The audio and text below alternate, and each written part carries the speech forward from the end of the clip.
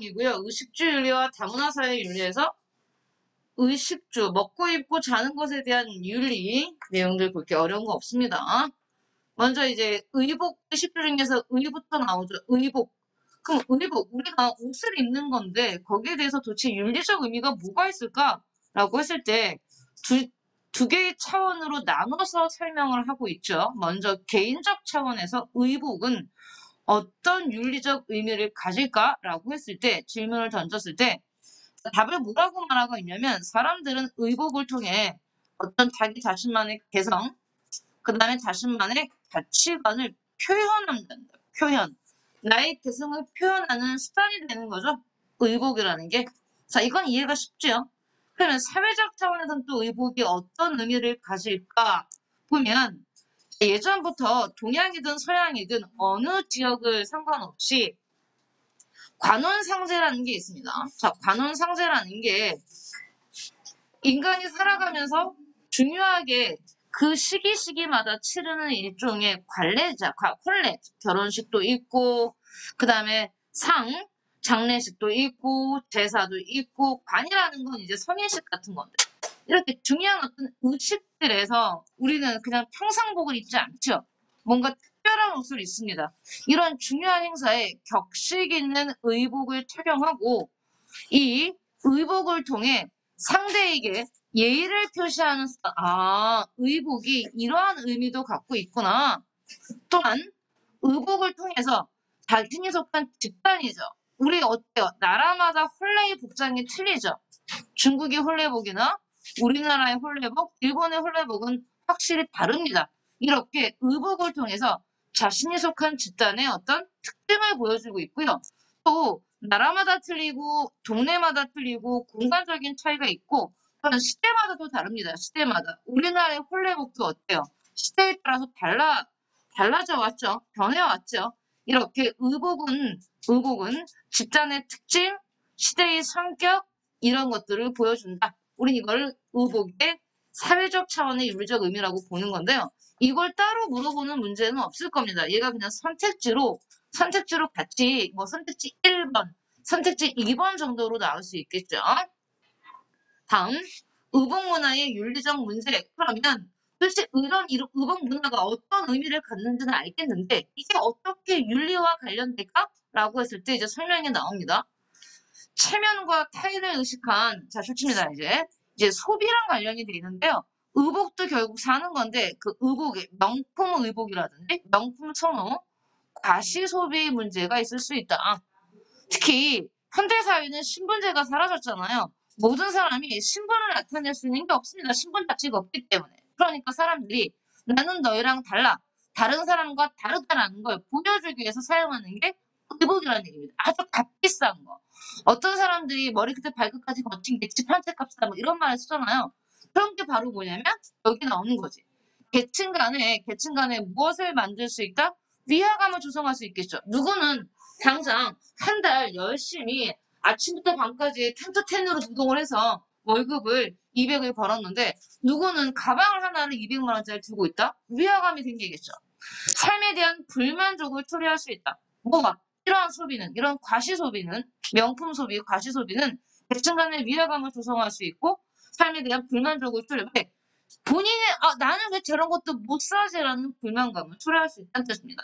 다음 자신이 속한 집단 구성원들과 동등감을 갖기 위한 조치입니다. 동조 소비 문제가 또 있습니다. 동조 소비는 특히 학생들도 많이 나타날 수 있죠. 내 친구들이 겨울에 이런 패딩을 입었어. 그럼 나도 이 정도 패딩은 입어야 되지 않을까? 라는 어떤 동조 소비의 문제가 있는 거죠. 비합리적 소비와 패션의 획일화, 뭘 개성화. 우리나라 중고등학생들은 거의 패션에 뭘 개성하죠. 딱 세 가지 색상. 그레이, 블랙, 화이트. 통일하잖아요. 그렇죠? 절대 칼라를 안 입잖아. 나 물어봤어요. 왜 너희는 칼라를 안 입니? 그 친구가 나한테 딱 한마디를 해줬어요. 선생님이 지난번에 차를 고르실 때 선생님은 왜 차 색상을 언제나 우리나라 차들은 다 까만색, 흰색 아니면 그레이예요? 왜 빨간색 차나 노란색 차는 별로 없어요? 라고 그 친구가 나한테 질문해서 선생님이 뭐라고 했냐면 노란색 차 좋지. 빨간색 차 좋아. 하지만 그 차는 너무 눈에 띄어. 너무 눈에 띄어서 내가 살짝 교통법규를 위반했을 때 정말 눈에 가장 먼저 띄어. 시속 조금만 오버해도 그럼 바로 띄어. 내가 어디 주차를 살짝 잘못해놨을 때 역시 그건 너무 눈에 띄어서 그래서 언제나 사람들은 까만색, 흰색, 그레이 중에 4라고 하니까 그 친구가 내가 했던 정답을 그대로 돌려줬어요. 왜 너네는 노란색, 빨간색, 파란색 옷을 안 입니? 왜 언제나 까만색, 회색, 아니면 화이트야? 선생님, 선생님이 저한테 말했던 대답을 그대로 돌려드릴게요. 제가 막상 노란색 옷을 입고 학교에 가서 졸고 있어 보세요. 저는 한 번 찍히면 영원히 찍혀요. 저 노란색 입은 놈. 선생님 너무 이해가 잘 갔어요. 아, 내가 자동차를 사고 이번에 새 차를 바꿨는데요. 선생님 바꿀 때 컬러를 고민해봤자 근데 고민의 폭이 너무 좁아요. 흰색, 까만색. 둘 중에 하나입니다. 아, 얘네들이 옷의 선택에 이게 없구나. 공조 소비. 패션의 핵이라 뭘 개성화? 개성이 없어요. 뭘 개성을 잃어버린다는 뜻이죠. 다음, 한창 문제가 됐던 동물학대 문제가 있습니다. 우리가 앞에서 자연윤리 배웠잖아요. 동물중심주의잖아, 생명중심주의잖아, 생태계 중심주의자들 정말 싫어합니다.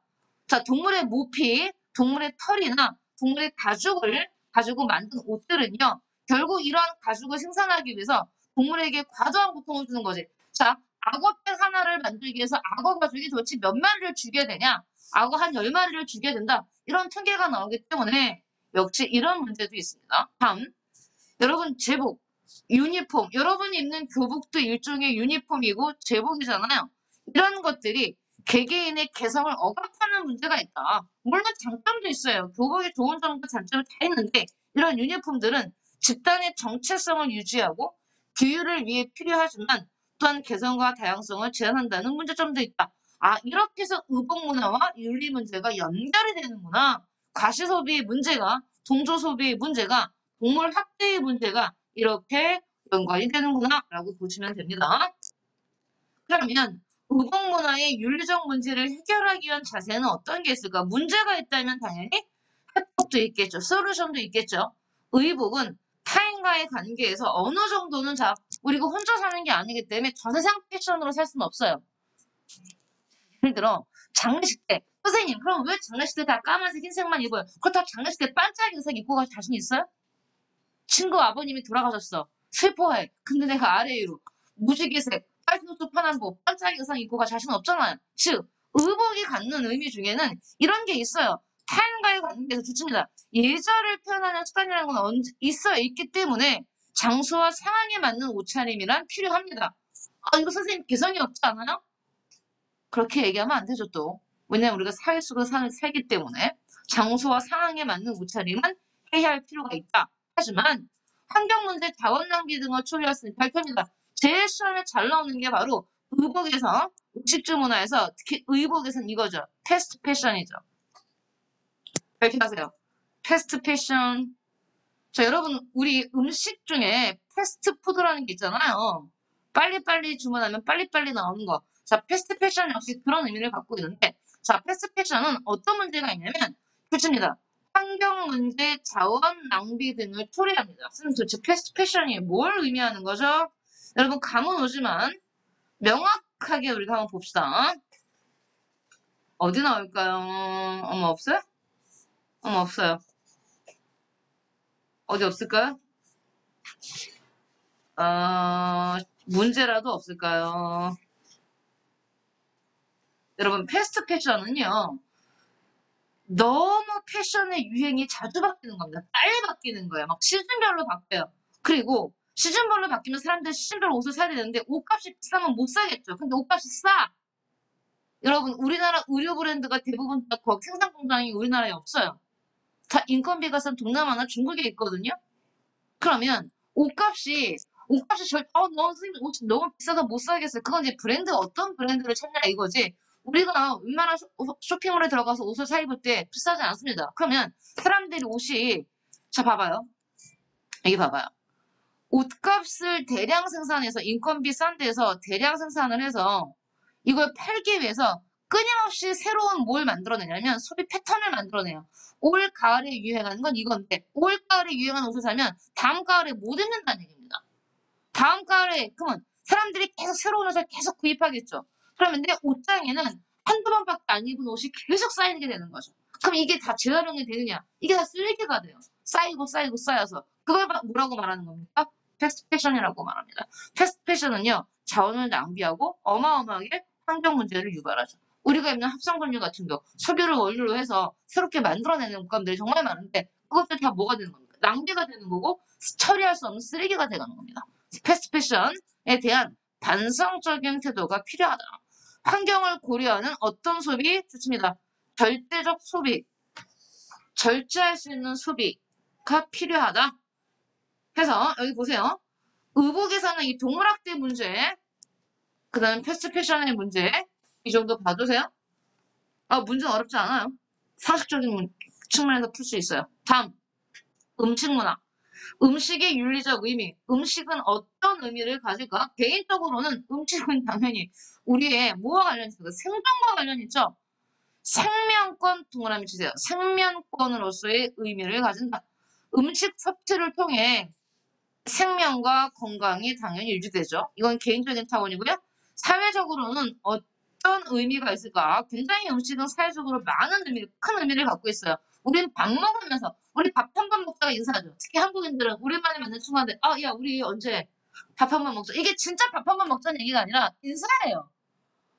예전에도 그랬고 만나면 제일 먼저 하는 얘기가 식사하셨습니까? 너 밥은 먹었니? 너 밥은 먹고 다니니? 이게 인사잖아요. 정말 음식이 갖는 사회적 의미는 큽니다. 한솥밥은 가족이나 좋죠. 한솥밥이란 말 우리 한솥밥 먹는 처지인데 라는 표현을 쓰는 건 가족이나 아니면 자신이 속한 공동체와의 연대, 친교, 정, 친교의 정, 연대의 정 이런 걸 표현하는 표현이고요. 음식의 생산과 유통 소비에 이르기까지 특히 이건 먹거리이기 때문에 얼마큼 안전한가, 안전성과 생태계 질서를 고려해야 된다. 윤리 문제 나오겠죠? 가볼게요. 음식 문화의 윤리적 문제로는 일단 유전자 변형 농산물, 그 다음 농약과 화학물질의 과다한 첨가는 결국 뭐와 관련됐냐면 이 앞에 있는 유전자 변형부터 농약과 화학물질의 첨가는 당연히 안전성 문제와 연결되고요. 또한 이런 안전성 문제는 인권으로서, 생명권을 인권으로 봤습니다.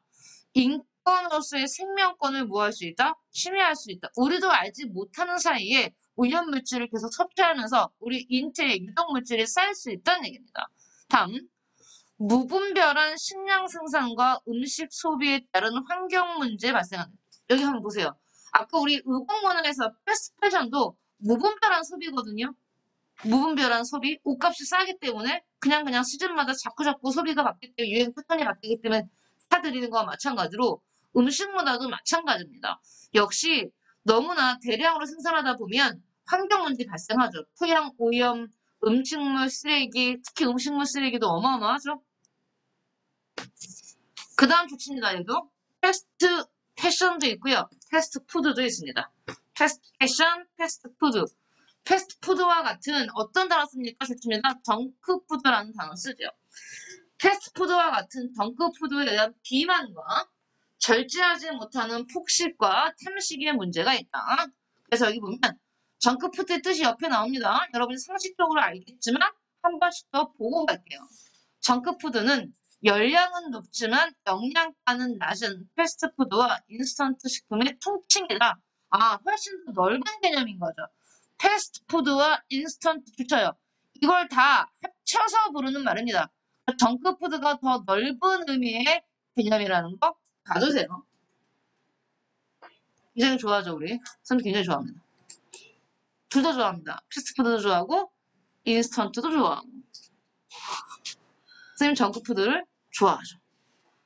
다음, 육식의, 특히 이거 큰 문제죠. 육식의 보편화에 따른 동물에 대한 비윤리적 대우 문제. 동물을 먹는 것 자체를 지금 예를 드는 게 아니에요. 예전부터 동물을 먹었어요, 인간은. 그렇기 때문에 동물을 먹지 말라는 얘기가 아니라 여기 나오잖아. 동물을 너무 많이 대량으로 먹기 위해서 공장식으로 기르고 오직 얘는 고기용으로만 기르는 거죠. 평생 얘는 태어나서 죽을 때까지 조그만 우리에 갇혀서 자라다가 바로 그냥 고기로 쓰이는 거. 그러는 게 문제라는 얘기죠. 공장식 축산과 동물학대의 문제. 자, 그러면 이런 문제가 있다면 이걸 해결하기 위해는 어떤 자세가 필요할까? 음식을 통해 타인은 물론 자연과 저기 보세요.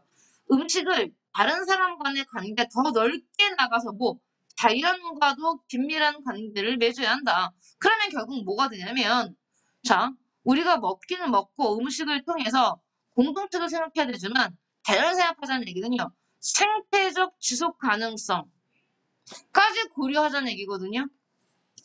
음식물 쓰레기를 최대한 줄이는 것도 역시 여기에 이바지하는 거겠죠.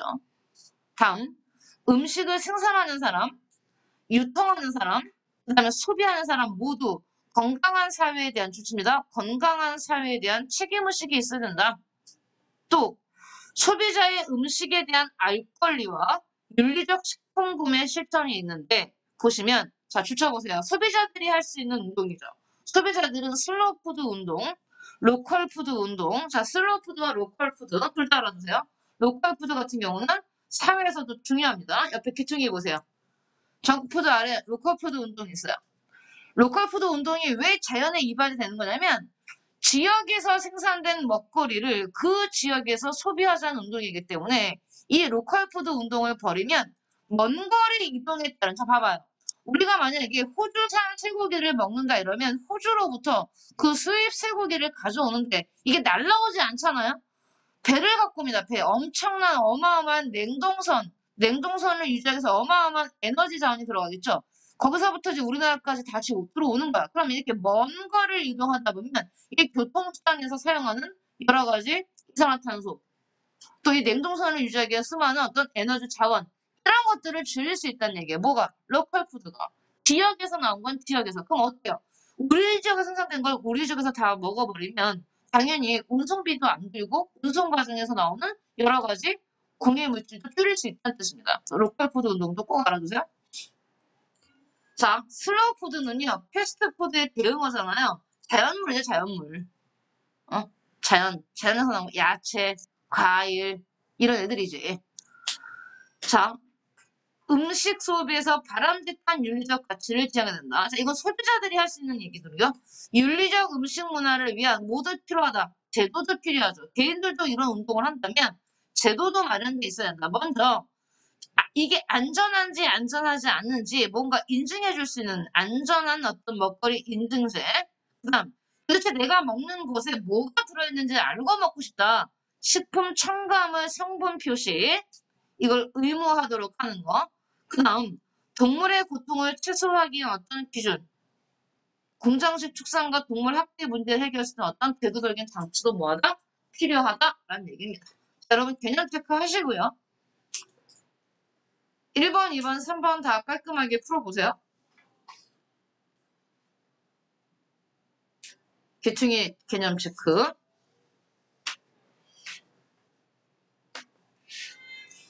자, 여러분 다양한 교과서를 보고 있겠지만요. 공통적으로 되어 있는 것만 수능특강에 나온 거거든요. 자, 불교에도 한번 웬만한 교과서들이 다 싣고 있기 때문에 같이 한번 보겠습니다. 불교에서는 음식 윤리가 어떻게 나왔을까? 불교는요, 우리가 이거 안 봐도 기본적으로 불교의 기본 원리를 배웠잖아요.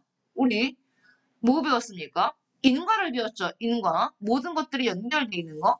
다시 자, 뭐 합니까? 다시 태어나고 윤회하는데 인간은 인간으로만 태어나는 게 아니에요.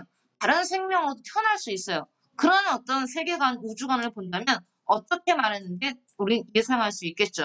본문 볼게요. 우리는 음식의 적당한 양을 아는 중요한 표현 좋습니다. 적당한 양. 과식하지 말라고 하겠죠. 다원 낭비니까 불교는. 적당한 양을 아는 자가 되리라. 우리는 지혜롭게 숙고하면서 음식을 수용하리라.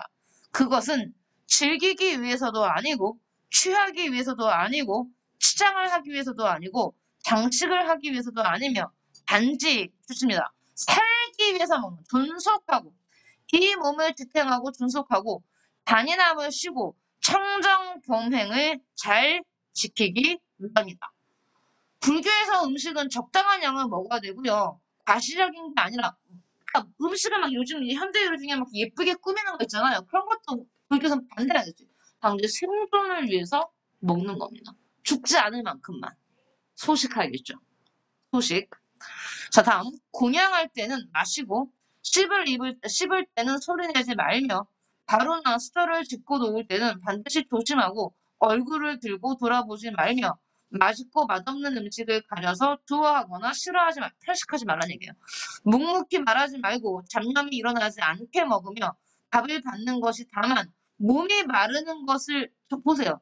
먹는 게 몸이 마르는 것을 막아준다는 얘기입니다. 그 정도만 알아야 하며 반야신경을 염하되 삼륜을 어기지 말지니라. 아, 불교에서 음식 윤리는 이렇구나. 설명해 보겠습니다. 해설. 불교에서는 음식을 먹는 것을 단순히 건강이나 보신만을 위한 것이 아니라 좋습니다. 수행의 연장이라고 보고 음식을 먹을 때 막 먹는 게 아니죠. 자기 절제의 자세를 강조한다. 또한 불교의 기본적인 식사법인 바로 공양을 법공양이라고도 하는데 이는 불교의 식사법이 유를 지키는 실천적 의미를 중시하기 때문이다. 여기 보시면 옆에 바루 공양에 나옵니다. 원래 바루란 스님들의 그릇을 말하며 바루 공양은 사찰에서 승려가 공동생활을 할 때 지켜야 할 규범과 법칙에 따라 식사를 하는 것으로 식사에 대한 고마움과 공덕을 의례화하여 식사하는 것을 의미한다. 자, 먹는 것도 굉장히 어떻습니까? 엄격해 보이죠? 엄숙해 보이죠? 자, 다음요. 주입니다. 주거 공간, 사는 곳, 가족 구성원들의 사회생활이 이루어지는, 자, 일단 첫 번째 의미가 좋습니다. 생활 공간이죠. 품성과 가치관 형성에 영향을 준다. 주거는 공간만이 아니라 단지 주거는 그 집 그 자체만을 말하는 게 아니라 거기서 이루어지는 생활까지 포함하는 개념이다. 먹고 자고 입는 거 그런 생활까지 포함하는 개념이랍니다. 다음 주거 공간으로서 집의 윤리적 의미. 집 동그라미 치세요. 집. 우리가 말하는 집은 어머니의 품처럼 좋습니다. 휴식, 행복, 평화를 누릴 수 있는 어떤 내적인 공간이다. 또한 집은 우리 가족은 당연히 기본이고요. 이웃, 지역사회에 대한 어떤 줄텐다. 나는 어디 살아는 소속감을 형성시켜준다고 나오죠? 삶의 질과 인간다운 형성에도 영향을 준다. 다음요. 주거는 윤리와 어떻게 관련이 될까? 집에 뭐가 나옵니까, 여러분? 실존적 의미를 자꾸만 현대인들은 잃어가고 있답니다. 잃어가고 있는 거예요. 현대인은 편안하고 안정된 고향으로서, 우리 고향이라는 단어 안 쓰죠, 이제. 친구 만나면 물어봅니까? 너 고향이 어디야? 안 물어보죠. 고향으로서의 주거 공간을 현대인들은 뭐 했다? 상실했다.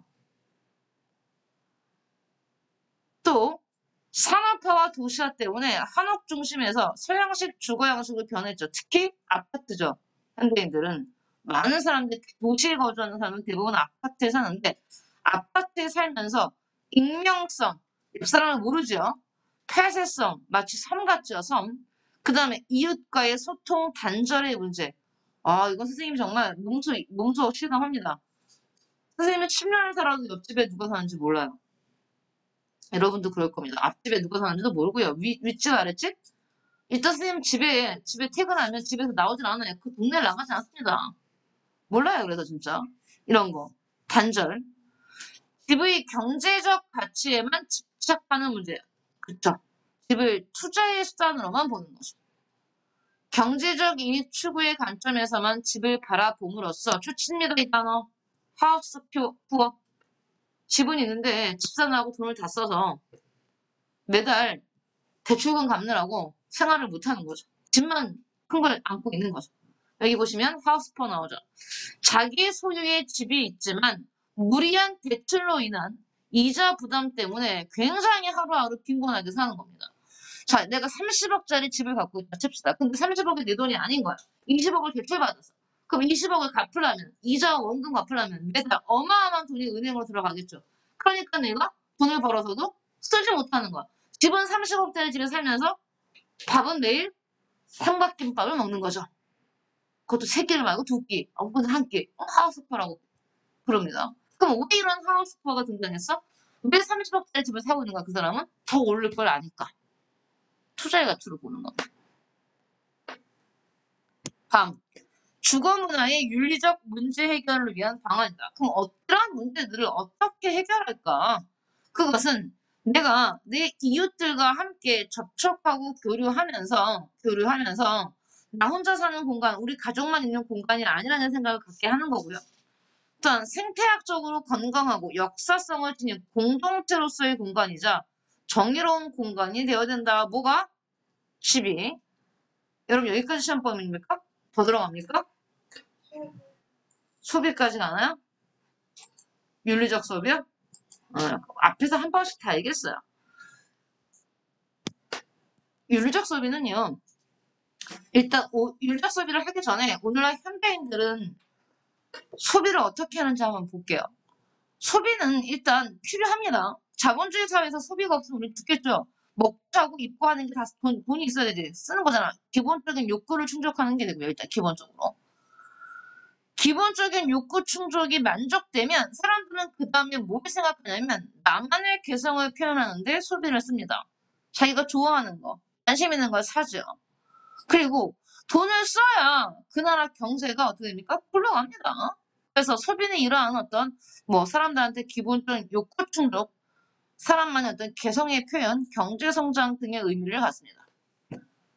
자, 오늘날 소비의 특징은요. 자본주의의 대량 소비 문화가 확산되고 소유의 자유가 완벽히 보장되고 자 보십니다. 대량 소비 문화가 확산됐고요. 소유의 자유가 보장돼서 개별화된 소비, 남들과는 다른 소비. 어떤 사람은 가방만 사고 어떤 사람은 절대 옷은 안 사는데 게임들 사는데 돈 아끼지 않는다든가. 개별화된 소비죠. 어떤 사람은 애완견을 키우면서 거기에 대한 어떤 개를 최고로 자기는 좀 삼각김밥 먹어도 자기 반려견한테는 최고의 음식을 대접하는 친구도 있어요. 그렇게 개별화된 소비죠. 이런 게 가능해졌다. 다음. 그럼 현대사회 소비가 안고 있는 문제점은 뭘까? 아까 말했듯이 그 패스트 패션이 바로 이거거든요. 너무 많이 사는 거 옷을. 대량 소비. 결국 과소비. 이건 자원 낭비입니다. 어마어마하게. 결국 자원 고갈과 환경오염을 하는 생태계 파괴를 초래하다. 다음. 과시소비와 충동소비. 아까 말했던 명품으로 도배하는 거. 계층 간의 어떤 위화감. 근로의욕의 약화.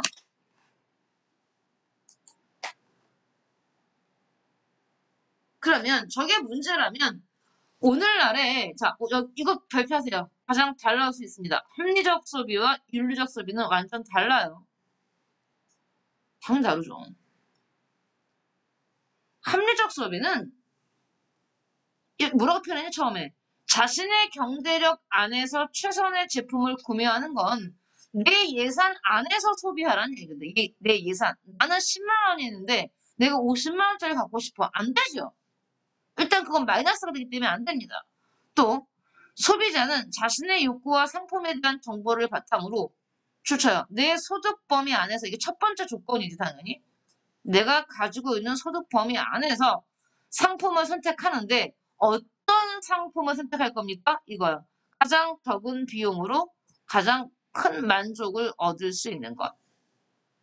그러면 여기 봐봐요. 합리적 소비는 말 그대로 합리적 소비는요.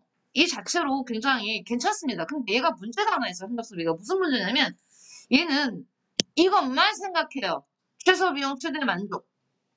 그렇기 때문에 나의 소비가 누군가에게 피해가 되든가 환경을 오염시킨다든가는 생각하지 않습니다. 상관없어요. 나만 손해보지 않으면 되는 게 합리적 소비입니다. 지구환경 이런 거 생각하지 않아. 이걸 만들어내는 노동자들이 탁치당하고 있는 거 안 중요하지 않아. 만약에 탁치당 여기 보세요. 여기 보면 자 A라는 상품과 쓰지 말고 보세요. A라는 상품, B라는 상품, C라는 상품이 있어. 다 가격이 똑같이 100원이야. 근데 A라는 상품이 디자인도 좋고 제품의 질도 좋아. 그러면 합리적 소비를 하는 사람 입장에서는 당연히 뭘 사야 됩니까? 똑같은 가격이라면 당연히 A를 사야 됩니다. 합리적 소비는 왜? A는 A, B, C는 다 가격이 같은데 A가 디자인도 예쁘고 질도 좋으면 합리적 소비는 고민할 필요 없어요. 무조건 A를 사야 돼. 근데 A를 만드는 데서는 사용자가 노동자들을 어마어마하게 착취하고 이 A 물건을 만드는데 10세 이하의 청소년들, 어린아이들이 노동에 동원되는 거였어. 그래서 그래서 이렇게 싸게 만드는 거야, 100원에. 반면에 C는 질은 A보다 좀 떨어지고 디자인도 별로 예쁘진 않지만 얘는 노동자들한테 정직하게 줘야 될 임금을 다 주고 만드는 거야. 하지만 합리적 소비는 그걸 알아도 무조건 A를 사는 게 합리적 소비입니다. 최소 비용의 최대 만족이기 때문에. 근데 뒤에 나오는 윤리적 소비는 아니죠. 똑같은 100원인데 똑같은 100원이고 얘가 훨씬 더 예쁘더라 하더라도 얘는 노동자를 착취했기 때문에 이 물건을 안 사는 게 윤리적 소비예요. 윤리적 소비는 이걸 사는 게 윤리적 소비입니다. 더 나아가서 C 가격이 200원이라 하더라도 C를 사는 게 윤리적 소비입니다. 어떤 차이인지 알겠죠? 달라요. 합리적 소비와 윤리적 소비는. 윤리적 소비는 재화나 서비스를 만들고 유통하는 모든 과정, 만들고 유통시키는 모든 과정을 윤리적 가치에 따라, 즉 돈의 가치가 아닌 윤리적 가치에 따라 판단하는 겁니다. 그래서 좀 더 가격이 비싸더라도 이게 생산 과정에서 환경을 덜 오염시키고 노동자들을 덜 착취했다면 비싸더라도 C를 사는 게 윤리적 소비가 되는 거죠. 그래서 평화, 인권, 사회, 정의, 환경 같은 아름다운 단어들이죠. 인류의 보편 가치를 중시하며 좋습니다. 가치 이용. 자, 이 윤리적 소비랑 같은 말로 사용되는 게 어떤 게 있습니까? 녹색 소비 좋치고 녹색 소비라고도 부르고 착한 소비라고도 부릅니다. 같은 표현이에요. 윤리적 소비, 녹색 소비, 착한 소비. 녹색 소비는 딱 봐도 어때? 녹색이란 말이 들어가니까 환경 보호와 관련이 있겠죠. 환경 보호. 다음 착한 소비는 경제 정의를 실현하는 거니까 이게 노동자들이 어떤 노동자들에게 정당한 가치, 정당한 대가를 치르고 생산된 것이냐, 아동 노동이나 여성 노동 제3국에서 탁취하면서 생산된 것인지 아닌지 살펴보는 게 착한 소비가 되겠죠. 자, 어쨌든 우리는 이걸 다 윤리적 소비 안에 넣을 수 있습니다. 윤리적 소비의 공정한 상품 거래와 나오죠. 노동에 대한 정당한 대가 지급을 통해 정의로운 경제 체제 실현에 기여한다는 어떤 내가 200원짜리 샀지만 좀 더 비싼 거 샀지만 그럼으로써 정의로운 경제 시스템 실현에 기여했다는 게 있을 수 있습니다.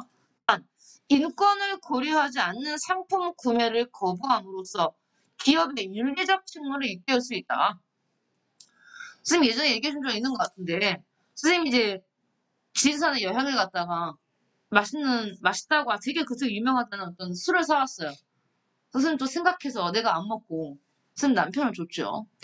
되게 맛있대. 근데 갑자기 선생님 남편이 그걸 보고 나를 한번 아리를 보더니 이 땡땡 이 수가 땡땡땡 기업에서 만든 건지 알아 몰라 그거. 어? 선생님 몰랐죠. 그 기업이 되게 유명했어요. 악명 높기로. 갑질 사장으로 노동자들을 얼마나 깊게 탁취했는지 되게 유명했던 그런 아주 나쁜 기업이었습니다. 저는 그걸 몰랐던 거예요. 그러니 그거를 이렇게 해서 나한테 나 되게 구박받았어요. 그런 것도 살펴보지 않고 사온. 그 선생님 뭡니까? 선생님은 인권을 고려하지 않은 윤리적 소비를 하지 않은 거죠. 그냥 맛있다니까 사온 거잖아요. 선생님은 합리적 소비를 한 거였습니다. 못한 거죠. 다음 생태학적으로 건강한 소비, 인류의 행복과 지속 가능성에 기여하는 소비를 해야 된다. 오케이? 어려운 거 없어요. 하지만 시험 문제 나옵니다. 여러분 내신 범위이기 때문에 여기까지 들어갑니까? 해야 됩니다. 해야죠. 얘도 뭐 우리 정말 쉽습니다. 경제 아니 사회문화뿐만 아니라 많은 과목에서 한 번씩 봤기 때문에 자 베블런이라는 유명한 사회학자가 있어요. 이 베블런이라는 사회학자가 쓴 역시 명저죠. 유한계급론이라는 책에서 본문 볼게요, 같이. 타인의 존경을 얻고 유지하기 위해서는 부나 권력을 그저 획득하는 것만으로는 충분하지 않다. 부나 권력은 타인에게 증거로서 드러나는 한에서만 존경이 부여되기 때문이다. 극빈층을 포함한 사회의 어떤 계층도 모든 관례적인 과시소비를 하지 않는 경우는 없다. 절체절명의 긴박한 상황에 처하지 않는 한 과시소비를 겨냥한 물품을 포기하지는 않는다. 밖으로 있어 보이는 체하려고 허세가 다하는 마지막 순간까지도 비참할 정도의 옹색과 불편조차도 참아내는 것이다. 자기 본능을 제외하고는 경쟁적인 비교 성향은 아마도 가장 강하고 지속적인 경제적 동기일 것이다. 산업사회에서는 경쟁적인 비교 성향이 부의 경쟁으로 표현된다. 이는 최소한 서구 문명사회만 두고 보아도 과시적 낭비의 어떤 형태로 표현된다고 할 수 있다. 결국 가장 기본적인 필요가 충족된다면 과시적 낭비 욕구는 사회의 산업 효율성 혹은 재화 산출의 증가를 모두 흡수할 준비가 되어 있다. 자, 이 사람이 결국 밑에서 요약된 대로 다시 볼게요. 이런 말을 하는 거죠. 베벌러는 자본주의 사회에서 거의 모든 계층의 사람들이 뭐 한다? 과시 소비를 한다. 뭐라고 말했냐면 극빈층조차도 과시 소비를 한다고 그랬어요. 자, 보세요. 이런 거 있죠. 자, 장례식을 해. 우리 부모님이 돌아가셨어. 평생 없이 사셨어. 나도 늘 아끼면서 옷도 늘 검소하게, 검소한 정도가 아니고 정말 옷 한 벌 가지고 막 몇 년씩 나왔어. 근데 돌아가시는 마당에 장례식 할 때만큼 장례식 관에 들어가실 때 입는 옷이 수의죠. 죽은 사람이 입는 옷. 이 수의만큼 내가 최고를 해드리고 싶어.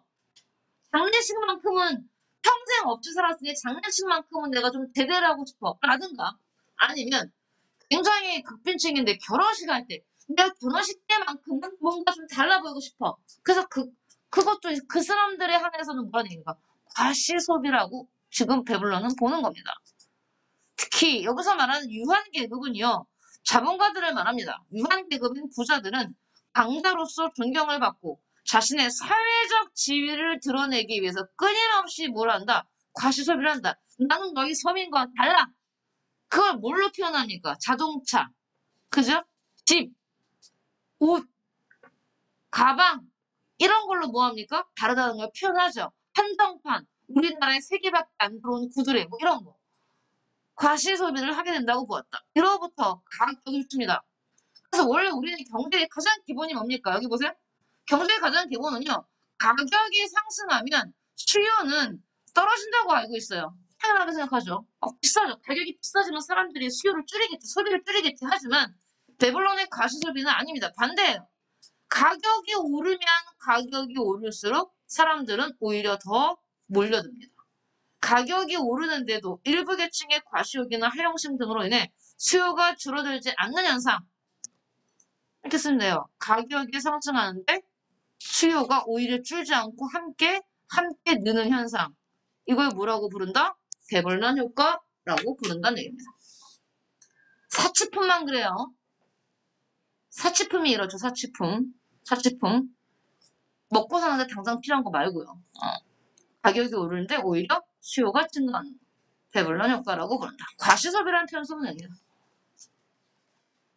자, 해서 여러분 진도가 여기까지가 시험에 나간다고 보고요. 뒤에 종교는 안 들어가죠. 자, 그러면 자 선생님 154페이지 펴보세요. 154페이지 기본 문제 4개 다 하시고요. 1번부터 4번까지 하시고요. 체크하세요. 그 다음에 수능 실전 문제에서도 역시 1번 하시고 2번 아니고 체크하세요. 2번은 안 들어가고요. 그 다음에 3번 들어가고요. 실전 문제 3번. 그 다음에 5번 들어갑니다. 오케이. 그 다음에 7번 들어갑니다. 1357. 오케이. 이렇게 해보세요. 기본 문제 1번부터 4번까지 하고 수능 7번 문제 1357 여러분이 해보세요.